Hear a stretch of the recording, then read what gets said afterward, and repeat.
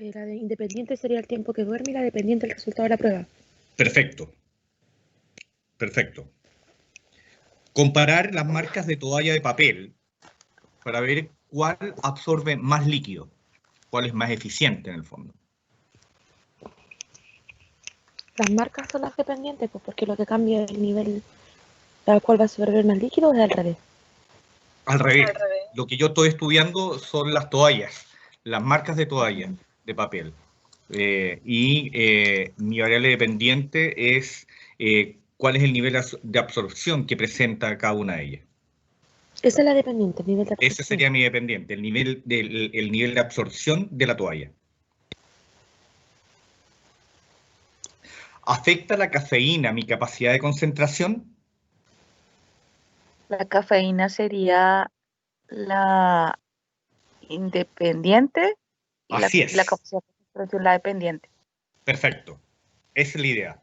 Efectivamente, la cafeína, porque es la que yo quiero estudiar de algún modo en términos de su efecto, ¿ah? Y aquí el ejemplo es literal. ¿Cómo afecta X sobre Y? ¿Cómo afecta la cafeína en mi capacidad de concentración? Y finalmente, las experiencias adversas en la infancia y su relación con los intentos de suicidio. La primera, la experiencia adversa sería la independiente porque la relación con los intentos de suicidio, esa sería la I, la dependiente. Así es, perfecto. Por lo tanto, entonces ya les queda más claro. Así que seguimos avanzando en esta conversación. Ahora. ¿Profe, podría grabar? Perdón. Disculpen a mi distracción. Voy de inmediato a.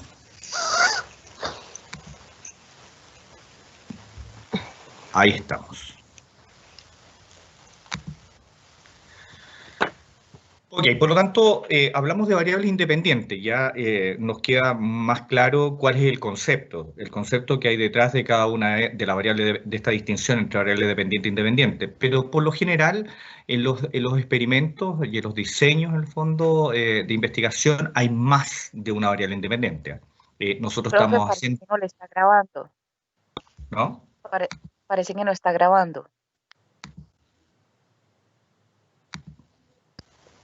¿Ahora? No está grabando porque si no aparecería. Ahí sí. Ahora sí. Ahora sí, ahora sí. Perfecto. Entonces, el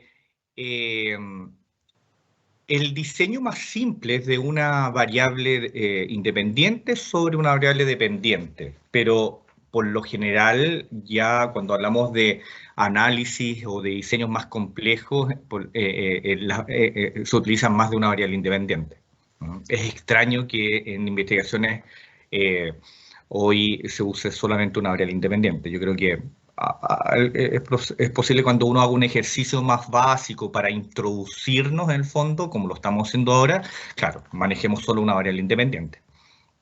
Ahora, ¿cuáles son las ventajas de tener más variables independientes? Es más eficiente realizar un experimento con, por ejemplo, 3 variables independientes que experimentos por separado, ¿ah? Eso también es una distinción interesante, porque uno podría decir, bueno, entonces tomo cada variable independiente y veo su comportamiento individual respecto a mi variable dependiente. Pero aquí lo que hay detrás, finalmente, es que la realidad que yo estudio, independiente de que sea un contexto de laboratorio o no, en el ámbito del comportamiento humano, por sobre todo el comportamiento humano, es mucho más complejo. Es mucho más complejo de lo que parece. En el fondo, el comportamiento humano es complejo, por lo tanto, reducirlo a una variable, a unas pocas variables, es reducir esa complejidad. Por lo tanto, por eso la estadística también ha avanzado y hoy hablamos de análisis multivariados, es decir, podemos tener hoy estudios con muchas variables independientes. Cuando hablamos de muchas variables independientes pueden ser 10, 20, 50, va a depender mucho del software, de los diseños, de las estrategias, y también podemos tener más de una variable dependiente. Pero eso me adelanto un poco, pero para que puedan ustedes tener ya presente que los diseños se han vuelto más complejos porque han reconocido que la realidad indudablemente es mucho más compleja, entonces no se puede reducir tanto.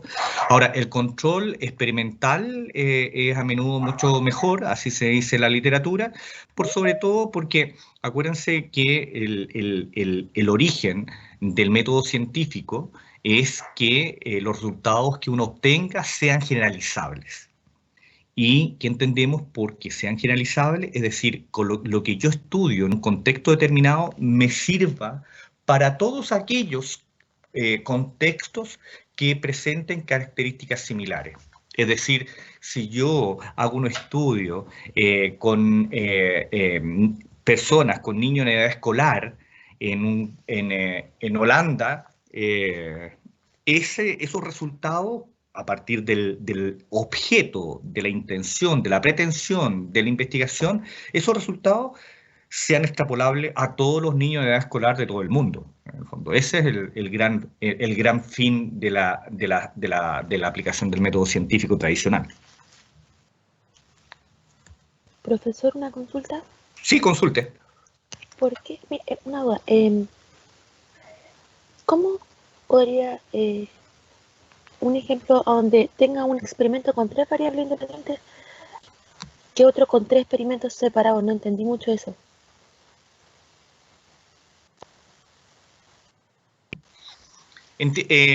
Por ejemplo, yo puedo estudiar como variable independiente. Podría tener el sexo, hombre o mujer. Podría tener, supongamos que estamos estudiando nuevamente el rendimiento académico. El sexo, hombre-mujer, como variable independiente, se influye en el rendimiento académico. El número de horas de estudio y el origen o el contexto urbano-rural podría ser otra variable independiente. Es decir, yo quisiera saber si los estudiantes que viven en el campo respecto a los que viven en la ciudad tienen un rendimiento, influye sobre su rendimiento académico.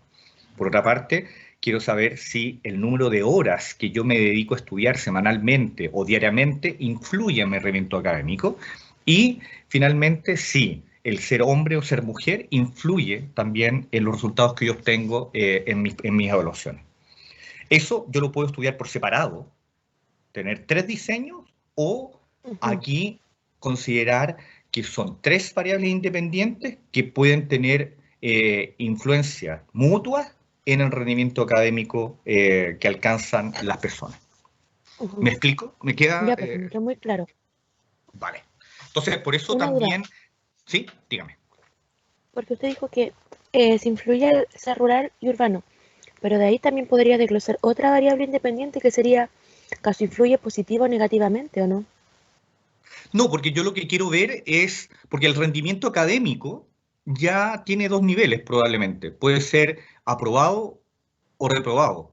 Ahí yo tengo 2 niveles de mi variable dependiente. Entonces ahí yo veo si la influencia del urbano-rural es positiva o negativa, considerando los niveles de aprobado o desaprobado.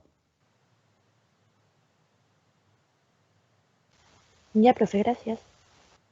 Cuando yo tengo más variable independiente, y cuando yo le hablaba de que al considerar más variable independiente, yo reconozco que lo que estudio es mucho más complejo de lo que parece, entonces ahí viene la idea de la interacción, porque también, no va a ser motivo de esta asignatura, uno puede evaluar o analizar cuál es el efecto de interacción, es decir, cómo influye el ser urbano-rural respecto al número de horas que yo estudio y cómo esa interacción, sumado a que yo sea hombre o mujer, finalmente implica determinados tipos de rendimiento académico.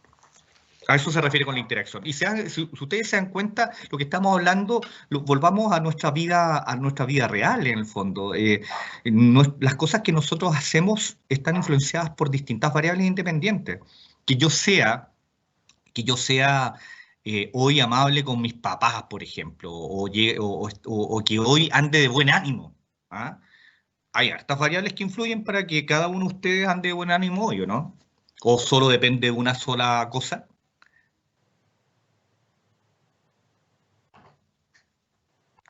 No creo que es solo de una. La Profe, disculpe que le munición. interrumpa, pero ¿me podría repetir el punto 2 y el 4 que no los entendí muy bien? Ok. El control experimental a menudo es mejor. ¿A qué se refiere con control? Que tiene que ver con las variables extrañas. Es decir, cuando yo tengo un diseño de laboratorio, yo controlo mucho más los elementos. ¿Te acuerdas cuando el ejemplo de la temperatura? Yo en un laboratorio controlo mucho más los factores externos que pueden llegar a influir en mi resultado o la influencia de mi variable independiente sobre la variable dependiente. Yo puedo controlar, por ejemplo, el sexo y yo puedo decir, voy a hacer un estudio solo con mujeres o solo con hombres. O la edad. Yo sé, bueno, este estudio lo voy a hacer solo con adolescentes. No incluyo a gente de la tercera edad, tampoco incluyo a niños. ¿Me explico el punto 2? Sí, totalmente. Y el punto 4 son las interacciones. Y vuelvo a la pregunta que recién les hacía. O sea, que yo hoy esté de buen ánimo, ¿depende de una sola condición, de una sola variable, de un solo factor? ¿Pero interacciones de qué? ¿De las variables? De la variable, ¿sí? Ah, Sí, de la variable. Es decir, vuelvo al ejemplo. ¿Cómo interactúa o cómo es la influencia que tiene el ser urbano rural con el número de horas de estudio, con que yo sea hombre y mujer? ¿Esta interacción o esa relación entre esas variables independientes influirá en mi rendimiento académico? Y ahí uno puede encontrar distintas combinaciones de interacción que pueden influir. Es decir, las mujeres de rural que vienen del contexto rural estudian más horas que los hombres de lo urbano, ponte tú, no sé, y por lo tanto tienen mejor rendimiento.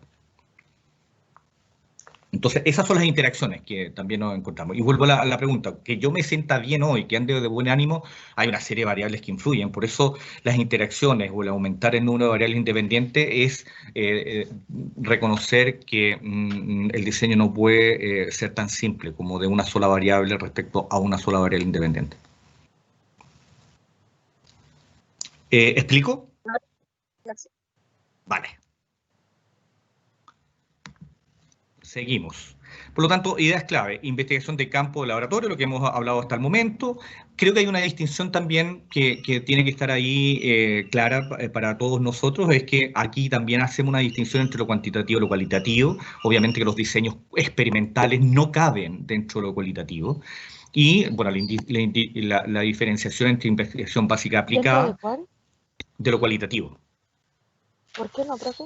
Disculpe, la pregunta es que me llamó la atención eso. Lo que pasa es que los diseños experimentales en general, la gran diferencia de lo cuantitativo y del contexto de lo experimental es que yo controlo las variables. Es decir, Ujú. porque en lo cualitativo, por lo general las técnicas de recolección de datos que usan los enfoques cualitativos son las entrevistas semiestructuradas, entrevistas en profundidad, grupos focales, los grupos de discusión. Entonces, yo ahí analizo todo lo que me entregan. Yo no voy a controlar nada. Yo solamente digo, ok, voy a estudiar cuál es la percepción que tienen las personas de la tercera edad respecto a las políticas públicas del gobierno actual, por ejemplo. Es como más Entonces, descriptivo, no para probar cosas. no para probar a priori, no. En lo cualitativo no está este diseño de variable dependiente independiente, no son elementos que se incluyen en el diseño. Ujú. Ya, profe, muchas gracias. Ok. Por lo tanto, volvemos a elementos fundamentales de lo que estamos conversando, son investigaciones en psicología del punto de vista de la investigación básica, investigaciones en psicología que buscan describir, predecir y explicar eh, regularidades del comportamiento o de los procesos mentales de las personas. Por lo tanto, en la investigación básica en general, los tópicos más estudiados han sido la sensación, la percepción, el aprendizaje, que ya lo en el ejemplo que hablamos que mostramos de Skinner, en el fondo, son los orígenes del diseño de investigación básica, la memoria, la cognición y los procesos neuropsicológicos básicos son hoy los tópicos más analizados desde el punto de vista de la investigación básica en psicología. Podemos agregar otros, claramente hay otros elementos, pero estos son los más utilizados, los más investigados.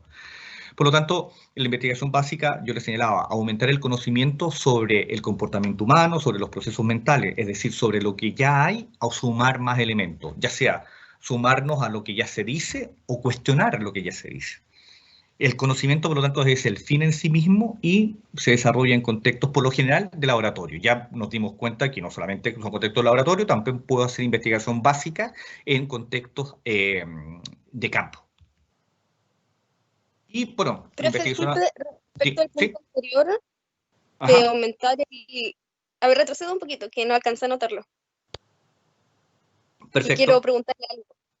Sí, dígame. ¿Ahí? ¿El primer punto se diría que es como el objetivo? ¿De la investigación básica? Sí. Sí, yo creo que estas son las características y son los objetivos fundamentales, sí, de la investigación básica. Aumentar el conocimiento existente, generar conocimiento en sí mismo y, bueno, el último es una característica que se desarrolla principalmente en contextos de laboratorio. Ya, Pero, muchas gracias. ¿Puedo hacer una consulta? dígame. Es que me quedó un cuestionamiento respecto a la pregunta, al punto 1. Cuando dice aumentar el conocimiento sobre la conducta humana, ¿es solo de conocimiento existente? ¿O a veces uno puede crear, no crear conocimiento, pero, o no sé si está bien dicho, pero cuando se encuentran conocimientos nuevos, ya, pongamos ya, como alguien, la primera persona que ya encontró, como que ya empezó a hablar de sensación, pongamos que ahora empiezan con otras cosas nuevas que uno no encontremos, que uno ya no se haya hablado antes, ¿eso no sería investigación básica? No, por supuesto, lo que pasa, pero siguen en la misma línea.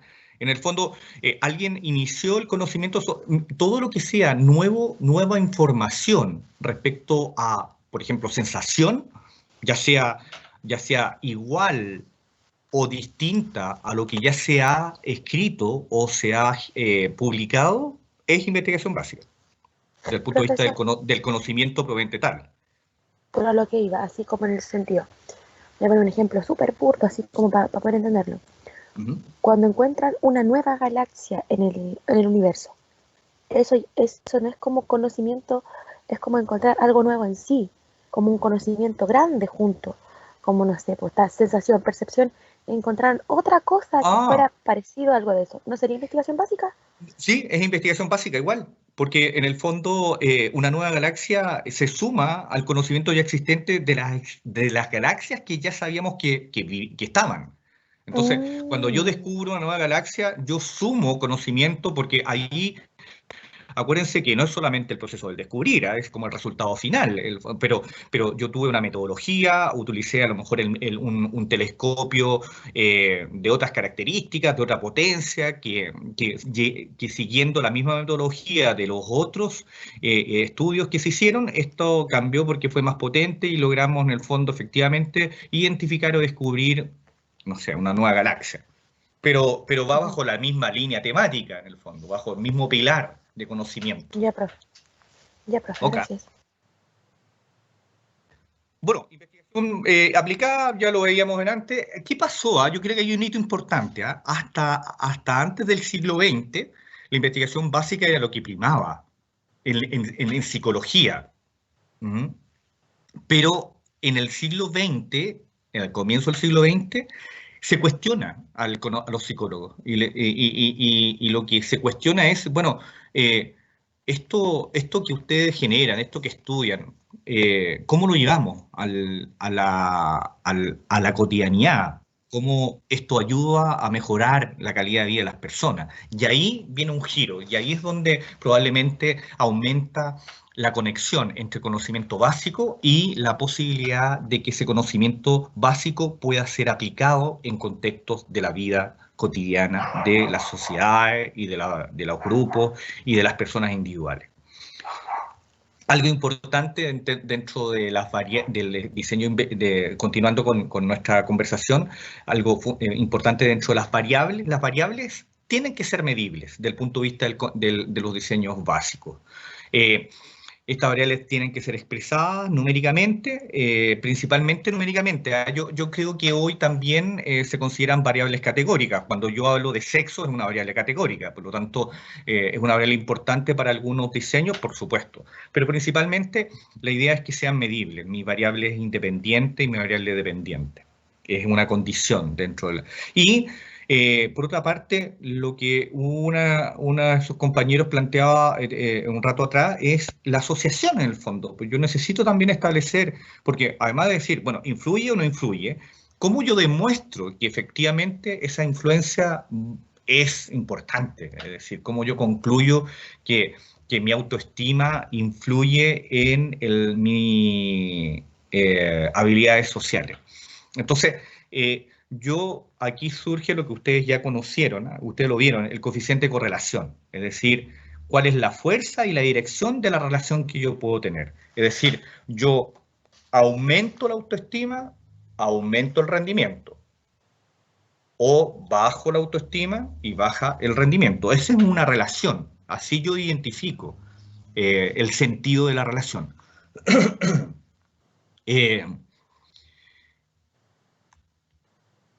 Importante dentro de lo que estamos hablando, de las relaciones, de las correlaciones, de las asociaciones, hay dos condiciones súper relevantes, confiabilidad y validez. ¿Les suenan estos dos términos? ¿Lo han escuchado de algún modo? Sí. Esto lo tienen que haber visto a lo mejor cuando vieron las pruebas psicométricas. El VICE, el BISC. Efectivamente, ahí... Y también lo pasamos cuando hicimos la TED Student. Ah, mira. Por lo tanto, ya. Entonces, ¿qué es confiabilidad? Solamente entonces de manera rápida resumir, algo que ustedes ya conocen, ya saben, es una medida confiable. ¿Ah? Es decir, un resultado consistente cada vez que alguien lo lleva a cabo. El VICE, por ejemplo, es una medida consistente. Yo cada vez que respondo las preguntas, yo debería obtener resultados relativamente similares en el fondo. O sea, similares en términos del desempeño, es decir, que todos entiendan, que todos puedan ser capaces de responder.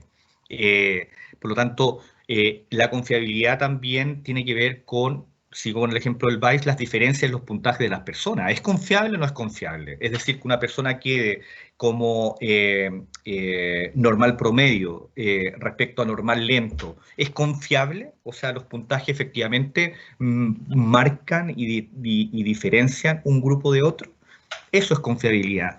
Y eso se aplica en las variables también, en la forma en que se miden. Por lo tanto, si la medida no es confiable, entonces las diferencias que podemos encontrar entre las personas, entre los grupos, la verdad es que efectivamente ya no serían sólidas y por lo tanto yo no podría concluir nada. Entonces hay una serie de... no sé si cuando ustedes vieron el psicométrico, hay una prueba de inteligencia yo creo que ya se dejó de usar, que es el Goodenough.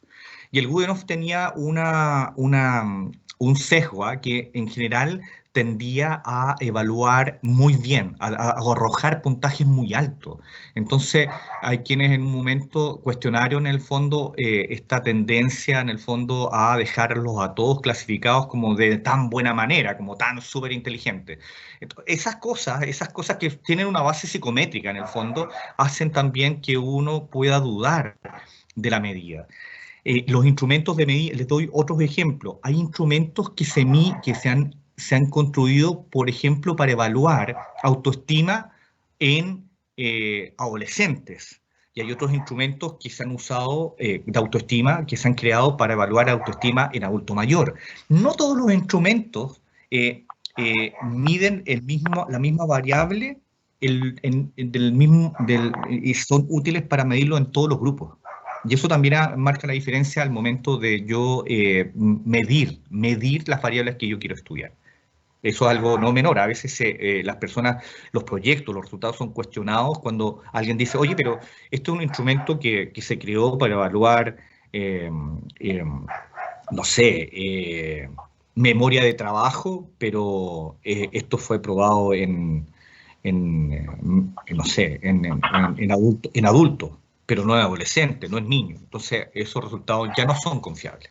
Y la validez lo que dice ahí, es tan fácil. O sea, que mida lo que tiene que medir. Es decir, que el instrumento de inteligencia mide inteligencia y no cualquier otra cosa. Por eso ahí hay otros tipos, ahí es mucho más complejo. Hay validez de constructo, que son también cómo se pueden analizar estas confiabilidades de las variables. Por lo tanto, aquí vuelvo. El investigador interesado en la relación entre el... ¿Perdón? ¿Alguien me habló? No, está ¿Sí? como todo igual. ¿Aló? ¿Alguien preguntó o alguien está hablando? No, profe, a mí se me... Ah, el no. micrófono. Vale, no te preocupes. Sigo. Investigador interesado, si ustedes, yo, cualquier, está interesado en la relación entre el consumo de marihuana y el desarrollo de la psicosis. Ahí ven cuál es la variable dependiente e independiente. Independiente del consumo y la dependiente de la psicosis. Ok. Por lo tanto, lo que yo voy detrás en este planteamiento, en este diseño, en el fondo, es, ¿esperaría esa persona una relación positiva o negativa en la relación entre el consumo de marihuana y el desarrollo de psicosis? ¿A qué se refiere con la relación positiva o negativa, profesor? Es decir, si yo aumento mi consumo, ¿aumenta la probabilidad de psicosis o disminuye? ¿Eso sería positivo o Es negativo? positivo, cuando las dos tienden a subir, cuando las dos van en la misma dirección. Ya. Y Es una negativo que si relación disminuye positiva, el consumo, disminuye el desarrollo. claro. Y la negativa es cuando efectivamente una sube y la otra baja, por ejemplo. También sea esa relación. Para que sea negativa. Así es. Si una sube y otra baja. Ajá. Y si bajan las dos, solo es positiva cuando suben las dos. O bajan las dos. Ay, no entendí. Pero miren, no se preocupen. Eso depende Quedémonos... también de la subjetividad del experimentador respecto al consumo de marihuana, porque, por ejemplo, si el experimentador considera que es algo bueno, puede pensar que la relación va a ser negativa, pero por el contrario, si es un investigador que tiene una concepción sumamente diferente respecto al consumo de marihuana, debería esperar que sea positiva, o sea, que aumente la psicosis. Pero ahí se le responde la otra pregunta que tiene la diapo. Claro. Claro, yo creo que ahí también hay otros elementos, lo que hablábamos, eh, la posición de un investigador influye en, primero, la teoría que uno elige y en los postulados que uno quiere demostrar, en el fondo. Por lo tanto, sí, sin duda alguna. Eh, Entonces, pero vuelvo al tema, relación positiva, y tienes razón, yo estaba, para que quede más claro, yo no lo expliqué adecuadamente. La asociación positiva, las dos suben, negativa, las dos bajan. ¿Ok? Ya, así es, solamente. Así es. Muchas Sí. gracias, profesor. Quédense Disculpe con por la pregunta. con esa idea. No, no, no, pregunten todo lo que quieran, si de eso se trata, eh, para que quede todo claro. Por lo tanto, bueno, su compañera lo planteó, ya se respondió. ¿Por qué sería difícil concluir que el consumo de marihuana estaba causalmente relacionado con el desarrollo de psicosis? Bueno, Es que no solo por eso, disculpe que sea la misma que hable, para no que quiera monopolizar la palabra, pero es que también dependiendo no solo de esa postura del investigador, sino vamos por la persona que consume, supongamos que no vamos a hacer el experimento con nosotros mismos, obviamente, depende, por ejemplo, del organismo de la persona, depende de si tiene un trastorno psicótico, si no tiene, si está diagnosticado, si no está diagnosticado, de qué tipo de variables independientes escogí, pacientes con psicosis, pacientes control sin psicosis, depende de un montón de cosas. Entonces es posible que la mayoría tenga una respuesta que no tiene, bueno, yo imagino que no tiene relación, porque un trastorno psicótico se tiene que hacer un diagnóstico diferencial de consumo de sustancias.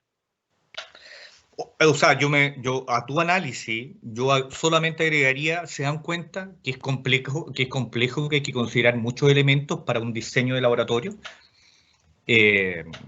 No es menor, no es tan concluyente como uno quisiera. Porque efectivamente, yo hace mucho tiempo, eh, eh, bueno, yo estudié en la Universidad de Concepción. Yo tenía un amigo del colegio que él se fue a estudiar psicología a la PUC. Entonces, bueno, nos dejamos de ver. Estamos hablando como del 90. Y él me contaba, nosotros En nuestra formación, nosotros estudiamos el comportamiento y hacíamos estudios de laboratorio con ranas, sobre todo con ranas y con algunas ratas. Y yo me acuerdo que él me relató que ellos estudiaron de manera controlada en un laboratorio el efecto del tetrahidrocannabinol. Ustedes saben que esa es la sustancia que genera el efecto volátil, en el fondo, alucinógeno. Y lo consumieron. Eso ya no se puede hacer en estos tiempos, pero ellos lo hicieron. Entonces, en el fondo, lo que controlaron ellos fue la dosis, la cantidad de tetrahidrocannabinol que consumían y los efectos, la descripción de los efectos en las personas que lo consumieron, en este caso que eran estudiantes. Un diseño mucho más controlado, porque solamente estaban viendo el efecto del tetrahidrocannabinol y su efecto alucinógeno, y cómo era este. Pero claro, cuando tú haces tu análisis, es totalmente cierto, del fondo. Es decir, personas con un trastorno psicótico pueden ser, ¿y desde cuándo, en el fondo? ¿Cuándo se inició? ¿Llevarán un año en tratamiento o no? ¿2 años, toda la vida? No sé. Entonces, claramente, te dan cuenta, es mucho más complejo, pero por eso cuando ustedes lean a veces, van a decir el recorte de la realidad, la porción de la realidad, porque efectivamente es mucho más complejo, es difícil llevarlo en un diseño de investigación, representar la realidad tal cual es. Supongamos ahora otra situación de un investigador que está interesado en la relación entre las horas trabajadas por semana y la productividad. Sería más probable que ese Disculpe, investigador... ¿Sí? ¿me escuchas? Dígame. Es Sí, que escucho hablo muy muy bien. bajo a veces con celular. Una duda de lo que dijo, pero no de la materia. ¿Por qué hacen experimentos con ranas, dijo? Porque yo entiendo por qué con ratas, pero no entiendo por qué con ranas. Sé también por qué se Ah, investiga el cerebro de eh, los cerdos, por el pero no. reflejo, estudiábamos el reflejo de las ranas, generábamos estimulación en los nervios a través de estímulos eléctricos para generar un reflejo automático. ¿Pero qué similitud hay con el humano, con la rana, que permite hacer ese estudio? Por ejemplo, la rata se hace por comportamiento o el No, porque cerebro es estamos muscular. hablando como condicionamiento clásico en el fondo. Ah, ya. Era como estudiar el condicionamiento clásico, era como esto era estímulo y respuesta, básicamente. No era más Gracias. complejo que eso. Acuérdense lo que hizo Pavlov en el fondo, el tema, su diseño clásico de la salivación en los perros. Esos son estudios que hoy ya no se podrían hacer. Tú no puedes tener un perro ahí medio abierto ahí estudiando si salía o no salía ante un estímulo, en este caso condicionado que es la comida. Por el comité de bioética. Efectivamente, hoy se llaman SICUAL, los comités y, claro, controlan y regulan cómo hoy se hacen estudios con los animales. Antes la verdad, no había cero control, la verdad, cero control. Yo recuerdo que en la universidad había un canil donde los perros eran utilizados para estudios y para clases específicamente de fisiología. Eso hoy es impensado. Miren, aquí les voy a cambiar un poco. Voy a hablar de la grafología, pero ¿qué piensan ustedes de la Pero no grafología? fue lo mismo el este anterior, ¿o sí? ¿No explicó eso? Perdón. ¿Sería más probable que ese investigador esperara una relación positiva o negativa del número de horas trabajadas por semana y productividad? ¿Qué piensan, investigadores? Positiva. Positiva. O sea, mayor número de horas, más productividad. Acá en Chile Ah, no, no, profe. no, No, o sea, depende. Negativa. no. Pero positiva, pues dependiendo de la persona también y de su No, pues no puede estrés ser y del trabajo.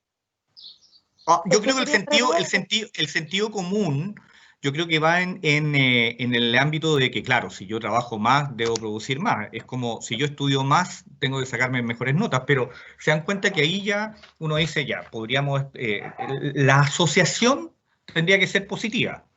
Ahora, como señalaban recién sus compañeros, Es que lamentablemente mucha Chile materia se producen. es una situación extraordinaria en el fondo. Ahí uno podría considerar otras variables. Es decir, ¿es suficiente el número de horas? Claramente no. Para mejorar la productividad no necesito que las personas a lo mejor trabajen más. A lo mejor yo necesito que, no sé, que trabajen por objetivos, que mejore las condiciones laborales, una serie de otras cosas para aumentar la productividad. Entonces no depende solamente del número de horas, ¿se dan cuenta? Pero sí, hay una Profe, asociación, en el papel debería ser una asociación positiva. ¿Sí? ¿Le escucho? pero ya, si nosotros aquí vimos que supuestamente acá en Chile son muchas variables las que influyen, pero ya, si mis horas de trabajo aumentan, la productividad aquí en Chile baja, entonces, ¿qué tipo de relación sería esa? O ¿Negativa? Igual. una Negativa. relación es inversa en el fondo. Es decir, cuando una aumenta, la otra baja. Ya, Es eso una sería una relación relación inversa. inversa. Inversa. Nosotros tenemos No sería ni positiva y positiva negativa. ni negativa. Ya. Claro, nosotros tenemos hoy, por lo tanto, a partir de, mira, gracias por tu pregunta, nosotros tenemos 3 niveles de asociación en el fondo.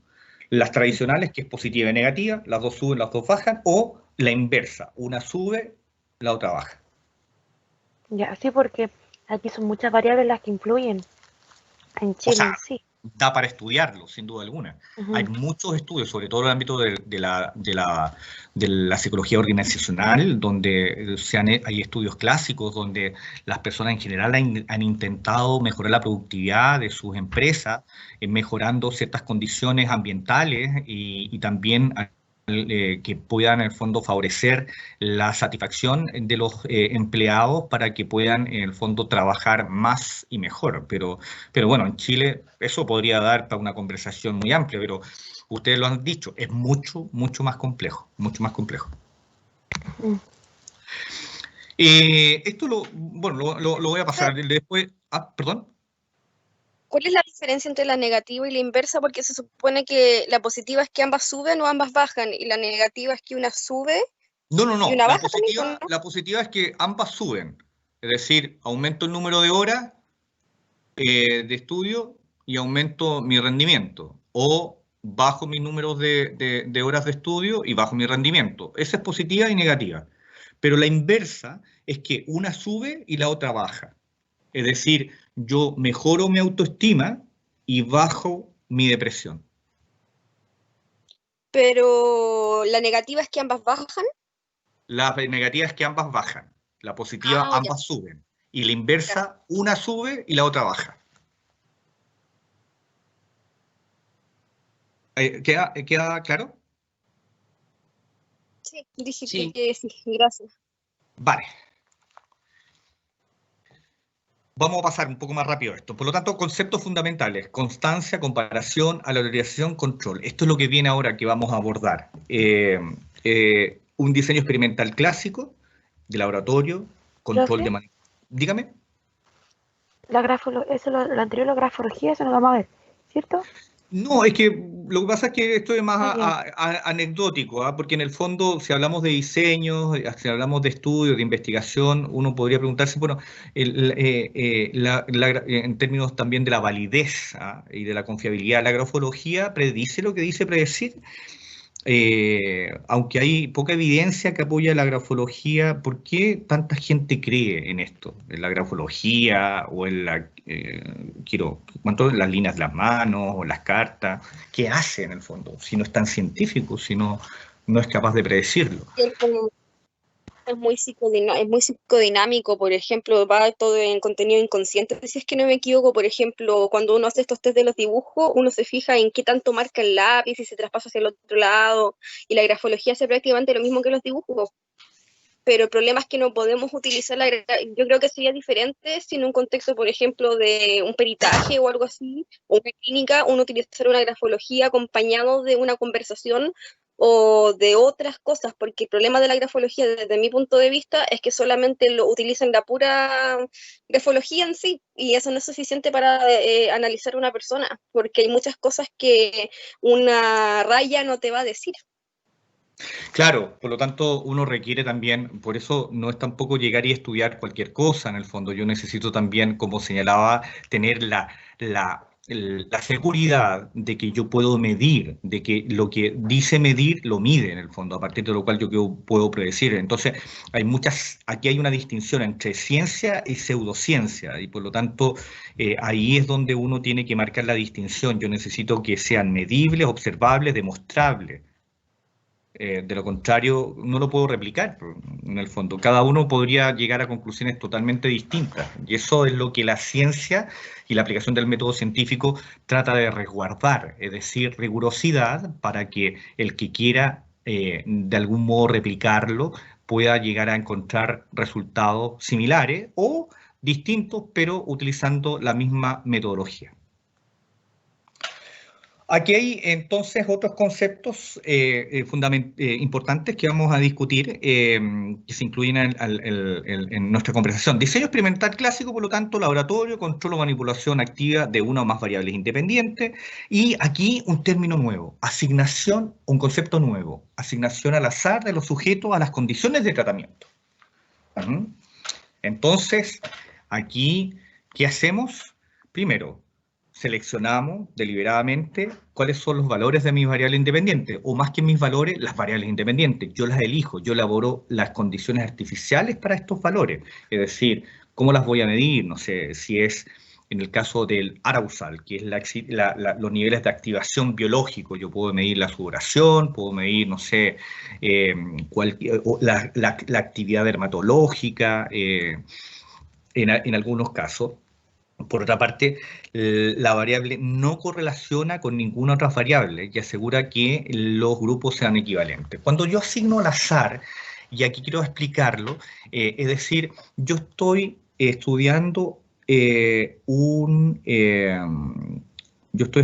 dos tratamientos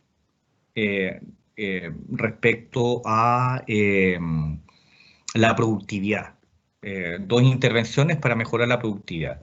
Entonces yo digo, bueno, ya yo tengo una empresa y voy a aplicarlo, voy a estudiarlo con mis empleados. ¿Cómo lo hago? ¿Cómo lo asigno? La asignación al azar es que yo tomo, esto es como la lista del curso, es cuando yo digo ya, los que van a hacer el trabajo X, los que van a hacer el trabajo Y, y yo tomo la lista y digo, bueno, todos los números impares van a este grupo, los pares a este otro grupo. Eso es una asignación al azar, tradicional. ¿Me siguen? Así a veces se conforman los grupos. Esto es importante. Por lo tanto, en términos de las variables independientes, el que no tengan correlación, lo que ocurre es que a veces uno tiene que tratar de evitar que algunos elementos del contexto puedan estar igualmente relacionados, es decir, número de horas y rendimiento están relacionados. Entonces ahí es donde yo tengo que lograr cierta claridad para que no se estén cruzando los efectos. Es decir, que el número de horas sea la variable que influye en mi rendimiento académico. Por lo tanto, aquí entra otro concepto que se llama variables perturbadoras o extrañas. Aquí lo vamos a ver ahora en la siguiente diapositiva. Asegurarle que la alianza de los grupos también es algo... Dígame. No entendí mucho lo del azar. Mira, el azar es, esto del azar es la lotería en el fondo. Esto es sacar un numerito, es decir, yo voy a hacer un estudio con ustedes. Tercer año, el curso de investigación básica, tercer año de psicología, Universidad Católica del Maule, vamos a hacer un estudio con ese curso, con esa generación. Entonces, vamos a estudiar en el fondo un programa de mejoramiento de la lectura comprensiva.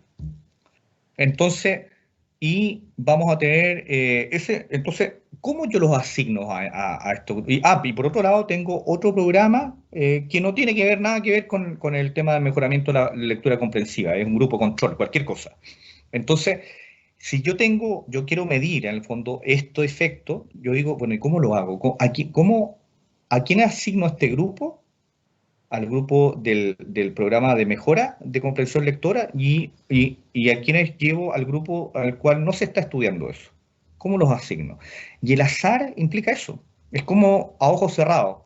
Yo voy eligiendo, es como yo tomo el listado del curso y voy asignando. Todas las personas no sé, la mitad para arriba se va a este grupo, la mitad para abajo para otro grupo. Eso es azar.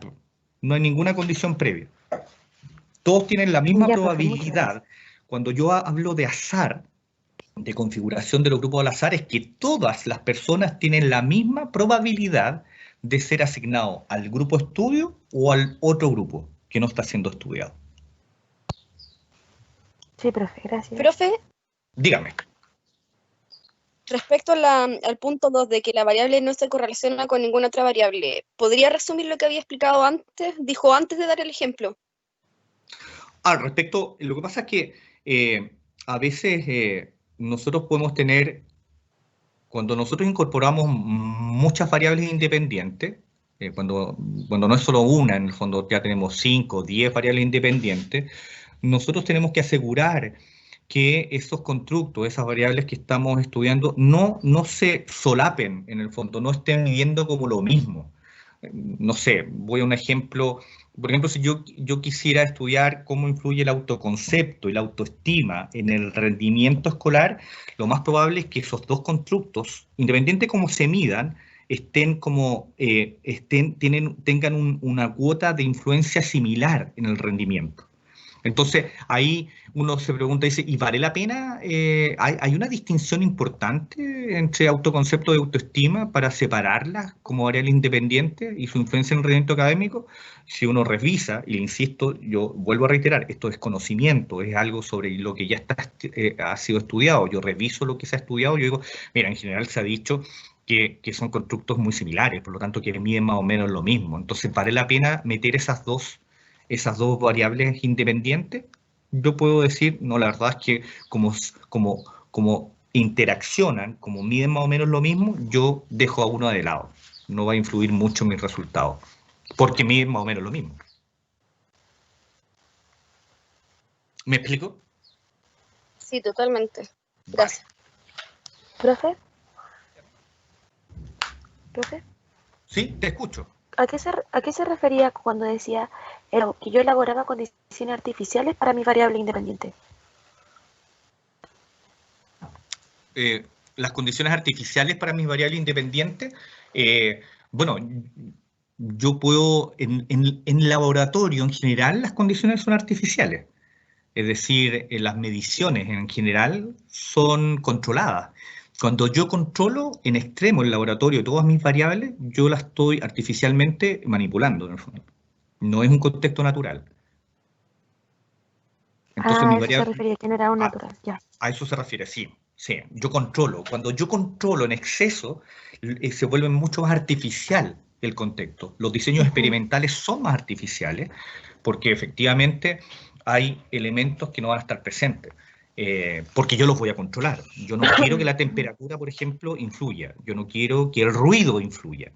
Entonces, por eso hay cámaras, hay diseños de laboratorio que se crean habitaciones y piezas totalmente aisladas acústicamente para que el ruido sea controlado y no sea una variable que influya en los resultados que yo obtenga. Ya, profe.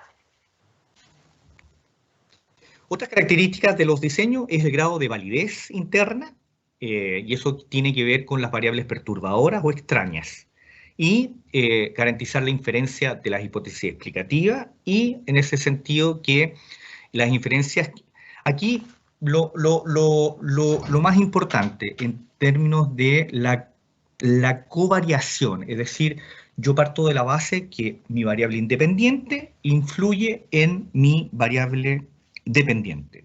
El cambio de una genera cambio en la otra. Esas es que covarían, cambian juntas, ¿vale? Por lo tanto, y en el caso de la validez interna, lo que implica que yo controle mis variables extrañas, como lo estábamos hablando recién. Yo quiero saber, en el fondo, si un estímulo determinado influye en mi tiempo de reacción. Esto es un término de laboratorio. Lo mismo, el ejemplo de la General Motors. La General Motors, yo lo hago eso en un contexto de laboratorio, en el fondo. Por lo tanto, hay salas, hay universidades, yo en la universidad donde estudié, habían grupos de estudio que tenían salas, por ejemplo, habitaciones para esto, para estudiarlo. Estaban totalmente aisladas. Es decir, lo que a ellos solo les interesaba medir es el nivel de intensidad de la luz roja y el tiempo de reacción. Y por lo tanto se aislaba de todo, cualquier otro ruido. Porque lo único que quería ver era eso. Se dan cuenta que es súper preciso, yo controlo todas las otras variables extrañas, porque la validez interna tiene que ver con que efectivamente la intensidad de la luz roja influye, es decir, voy a tener la certeza que los distintos tipos, el nivel de intensidad determinada, va a influir en mi tiempo de reacción para frenar ante un vehículo que frena, que va delante mío. Entonces ahí yo controlo todos los otros elementos. Y es bastante más artificial. Pero bueno, lo que ellos quieren concluir es el nivel de intensidad de la luz roja. Eso es lo que más eso varía al independiente. Me explico con el ejemplo de la validez interna. Validez interna. Ahora, ¿cuál es el costo de tener un alto grado de validez interna? Yo, de algún modo, pierdo validez externa. Y la validez externa es la posibilidad de generalizar esos resultados a otros contextos.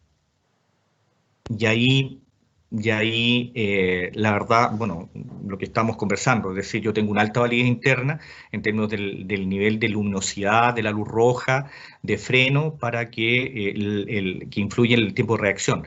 Pero claro, si ustedes se dan cuenta en cómo puedo generalizar esos resultados, difícil, porque cuando yo voy a una carretera, si una carretera con mucha afluencia de vehículos, bueno, el ruido, los bocinazos, o si voy por un camino de tierra, es distinto porque tengo también la misma tierra que obstaculiza en el fondo mi capacidad visual para identificar la intensidad de la luz. Se dan cuenta que ya ahí ya no lo puedo generalizar a todos los contextos. Por lo tanto, la validez interna es un contexto ideal de laboratorio y súper controlado. Profe, Dígame. ahí serían como estos cuartos donde, por ejemplo, hacen simulaciones. Aquí en muchas carreras hacen como simulación clínica o también, por ejemplo, en los aviadores hacen simulaciones donde controlan las variables y, bueno, los ponen en situaciones y en diversas situaciones sería como un tipo de ejemplo, ¿no? Sí, sí. Yo creo que ahí va a depender mucho cómo se hace el diseño en el fondo. Pero claro, yo ahí voy a querer ver, no sé, nuevamente, la capacidad de resolución de conflictos cuando se produce algún tipo de desperfecto en el avión a 10.000 metros de altura, cómo reacciona el piloto, ponte tú. Y claro, se simulan todas esas situaciones. Las simulaciones son, claro, contextos relativamente controlados para ver en el fondo cómo variables determinadas influyen en el resultado obtenido. Cuando uno hace también, como tú señalabas, en el ámbito de la kinesiología, de la medicina, uno hace también estos ensayos clínicos y estas pruebas clínicas en el fondo trabajan con muñecos, trabajan con muñecos que asemejan a un ser humano y claramente ahí lo que les interesa es ver técnicamente cómo se maneja el estudiante. Ahora, llegado el momento, ustedes saben que un enfermo en un contexto tradicional, natural, es bastante más complejo que una simple, que un simple maniquí en el fondo. Aquí voy a dar ejemplos sobre variables perturbadoras o extrañas. El primer ejemplo o estudio, tenemos tres grupos, estudiantes universitarios. Queremos saber cómo influye en el fondo el número de horas que ellos estudian diariamente en el rendimiento académico, en este caso el examen. Por lo tanto, al grupo 1, ojo que esto está controlado, el grupo 1 nosotros le estamos entregando la opción de que estudien 3 horas los días lunes, el día lunes, ¿vale? Los otros días no estudia, es decir, estudió el día lunes y no estudió más hasta el día del examen, el día viernes. El grupo 2 se les dijo, ustedes van a estudiar 3 horas el lunes y el martes. Y después dejan de estudiar hasta el día viernes del examen. Y después, el grupo 3 finalmente, a ese grupo experimental, le dicen, usted va a estudiar 3 horas el lunes, el martes y el miércoles, descansa el jueves para que dé su examen el viernes. Preguntas. ¿Qué piensan ustedes? Primero que todo, ¿qué concluyen ustedes? Aquí ustedes van a juzgar este diseño experimental.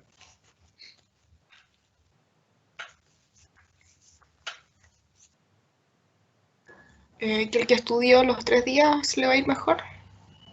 Ok, perfecto. ¿Están todos de acuerdo, cierto? Estando la gran mayoría de acuerdo que efectivamente el número de horas de estudio influye en rendimiento, ¿sería suficiente concluirlo? O sea, yo puedo decir, mira, sí, yo podría entonces ahora reproducir esto y entregarle a todo, entonces de ahora en adelante que estudian 3 horas lunes, martes y miércoles y suficiente para dar su examen. ¿Existirían otras variables que nosotros no consideramos en Sí, este, como por ejemplo? que él esté con el celular mientras, pongamos, el niño que estudió el lunes 1 hora y que no estudió más, puede haber dedicado las 3 horas de concentración absoluta al estudio. Pero los que estudiaron el grupo 3 puede haber estudiado todos esos días, pero con algunas pausas, pueden haber estado con el celular, o puede haber habido interferencia de ruido, música, con televisor prendido.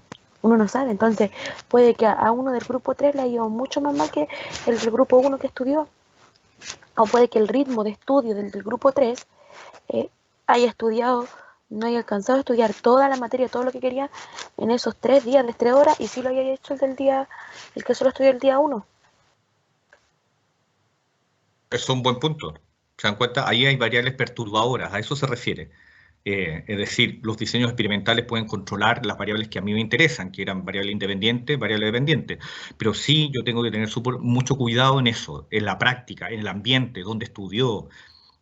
Si practicaron, dependiendo del tipo de estudio o de materia, a lo mejor, claro, yo le entregué 3 horas de estudio, pero yo no restringí las horas de práctica, o como generalmente ustedes dicen, repasar. A lo mejor repasó, más o menos, quién sabe. Por lo tanto, ahí hay una complejidad en el ámbito del control de las variables externas. Nosotros deberíamos ser más rigurosos en ese sentido. No sé, hay algunos diseños de laboratorio donde uno tiene que considerar la variable si tomó desayuno o no. Influye, en algunos experimentos influye. Si yo hago un experimento a las 10 de la mañana, no sé, de rapidez de respuesta, eh, el que haya, el que haya desayunado respecto al que no desayunó, ¿puede haber una diferencia? Puede haber diferencias en la respuesta. Entonces eso yo lo tengo que controlar, o si no va a ser una variable extraña que va a influir en mis resultados. En el laboratorio yo tengo que tratar de ser capaz, en el fondo de los diseños experimentales, de aislar el mayor número de variables posibles que puedan influir. Es que yo no las voy a controlar todas tampoco. Yo, como le digo, esto no es no es una intuición. Yo, a partir de lo que yo ya he leído, de lo que se ha estudiado en el tema que estoy yo investigando, me han dicho, ojo con tales variables que pueden influir en el resultado final del estudio que usted está haciendo. Nuevamente, aquí no controlamos si estamos, por ejemplo, van a dar el examen, pero ya, ¿en qué materia? Si la persona lo está dando la asignatura por primera vez o por segunda vez, también va a influir, ¿cierto? Profesor, Dígame. una duda. En el Sí, pregunta. cuadrito de abajo, ¿qué es lo que quiere decir el cuadrito de abajo? Donde dice niveles de variable independiente, distribución de la práctica. Ahora pasamos a otro ejemplo. Aquí hay otro diseño donde nosotros tenemos la variable independiente, que son los niveles de distribución de la práctica. Es decir, yo tengo 3 días, es mi variable independiente, y ahí, en el fondo, yo solamente le estoy diciendo que ustedes van a practicar durante 3 días. El número de prácticas. Pero después ellos reconocen, y finalmente mi variable dependiente, que es el desempeño en la prueba de retención. Porque aquí lo que yo le estoy planteando a ellos es, por ejemplo, un estudio de aprendizaje. Es decir, la efectividad de comprender un listado de palabras que se entregan a un grupo de estudiantes. Entonces, por un lado, yo tengo los niveles de práctica, el día 1, 2 y 3, yo les estoy entregando que ustedes practiquen, que estudien en el fondo, y después el nivel de retención del desempeño de ese listado. Pero aquí el diseño lo que muestra es, pero ¿y es suficiente? O sea, mi variable independiente son los días de práctica. Ok, el día 1, 2 y 3, usted practique. Así se le entrega la instrucción. Pero después dice, pero hay unas variables extrañas que uno debe tener en consideración, porque ¿qué pasa en la variable extraña horas de estudio? Porque el primer día estudió 3 horas, el segundo estudió 6 horas, el tercero 9 horas. Entonces ya son otros elementos que yo tengo que considerar. Y después el intervalo de retención. Es decir, nuevamente tiene que ver con después de 3 días, de 2 días, de 1 día. Entonces, y si ustedes se dan cuenta, la variable independiente de 1 día, el que estudió 3 horas y tuvo una retención de 3 días, el desempeño fue malísimo.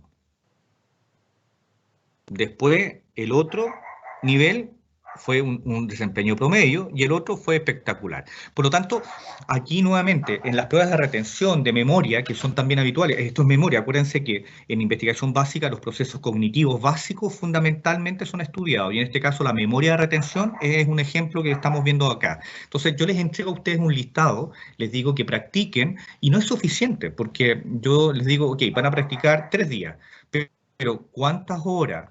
¿Cuáles fueron los intervalos de retención? ¿Si fue evaluado o no? ¿Se repitió? Eso es algo que va a influir finalmente en el desempeño de mi variable dependiente. ¿Se explica? Yo, más allá de este ejemplo en particular, a mí lo que me gustaría que quede claro es que aquí hay una influencia de terceras variables, de variables extrañas, de variables perturbadoras, que uno tiene que tener en consideración en la planificación de los diseños experimentales. ¿Vale?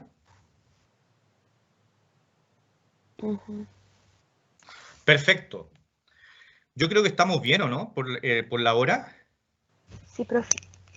Profe, una consulta. Sí, eso que quería. Ahora quisiera que ustedes me hagan todas las preguntas que quisieran antes de terminar nuestra conversación de hoy. Teníamos otra parte como curso del trabajo de hoy. Saber sí, ¿qué va a entrar en la prueba del día 8? ¿Es toda la materia, lecturas? Van a ser lecturas. Yo lo que voy a hacer es que trabajen en grupo. Yo creo que hay algo que me interesa por sobremanera, es que yo alcance a ver la materia. Por lo tanto, vamos a ver cómo organizamos lo del día 8, que yo, si me queda un poco de materia por hacer, en el fondo les voy a dar un trabajo de prueba para que lo hagan en los grupos que ustedes llaman informados, con los cuales están trabajando. Es decir, la prueba no va a ser una prueba como tradicional, ¿no? Yo no les voy a hacer preguntas de verdadero y falso, de desarrollo, no. Les voy a entregar trabajos como el que les voy a entregar hoy para que ustedes desarrollen conceptualmente las preguntas. Profe, ¿y el trabajo de hoy para cuándo es? El trabajo de hoy es para... Eso quería conversar también con ustedes. Hay un trabajo pendiente que alguien me escribió y me dijo, pucha, estamos en la semana novata, ¿cómo lo hacemos? Bueno, yo se lo había dado con antelación, pero lo que podemos hacer es que ustedes puedan entregar los 2 trabajos la próxima semana, porque aquí, esperen, les voy a mostrar, de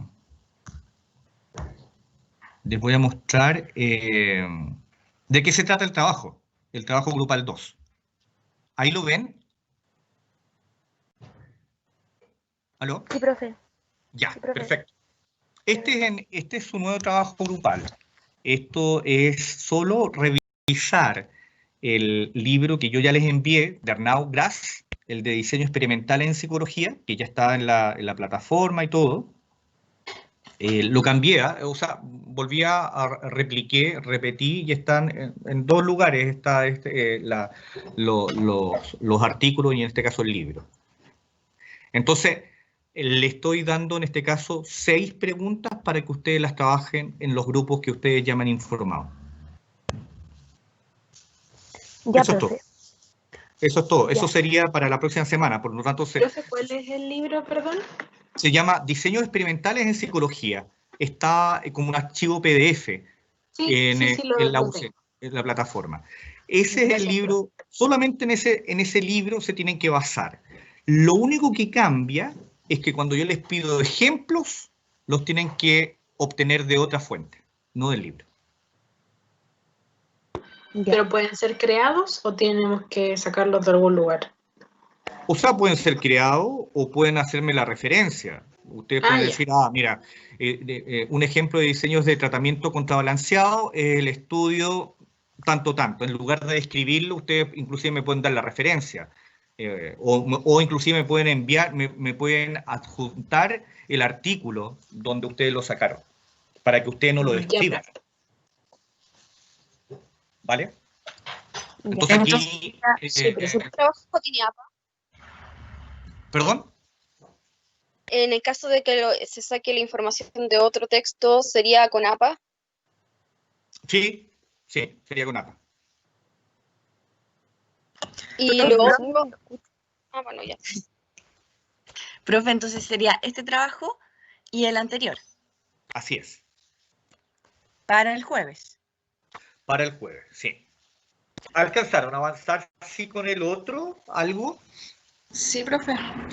Ya. Profe, tengo una duda respecto al otro. Ya, pregunta. ¿Puede ser, tiene que ser una investigación cuantitativa o puede ser igual cualitativa? Puede ser cualitativa, sí. Y lo otro, cuando habla de contexto, se refiere al lugar donde se va a realizar, así como en Chile.